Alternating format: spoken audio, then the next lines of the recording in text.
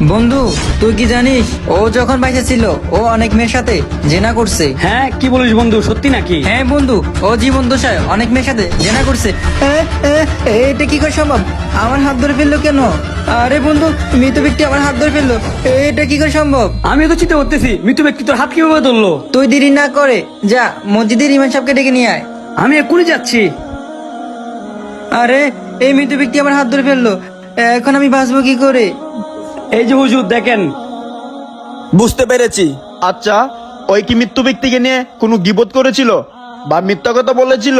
হ্যাঁ, ওনাকে মাটি দর্শন বলেছিল, ওনাকে অনেক মেয়ের সাথে জিনা করেছিল। ও, বুঝতে পেরেছি। আচ্ছা, ওই ব্যক্তিতে জিনা করেছে, এটা কি তোমার নিজের চোখে দেখেছো? নিজের কানে শুনেছো?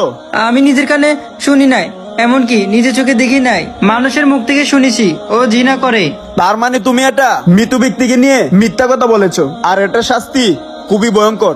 তোমাকে একসাথে 100টা বেতের আঘাত করতে হবে। তোমাকে যদি 100 বেতের আঘাত করা হয় তাহলে এই মৃত ব্যক্তি তোমার হাত ছেড়ে দিবে। হুজুর, দয়া করে তাড়াতাড়ি 100 বেতের আঘাত দেন, এরপরেও এই মৃত ব্যক্তির হাত থেকে আমাকে বাঁচান। আ আ আ আ আ আ আ আ আ আ হুজুর আমার হাত ছেড়ে দিয়েছে। আলহামদুলিল্লাহ। যারা আল্লাহকে ভালোবাসেন কমেন্ট বক্সে আই লাভ আল্লাহ লিখে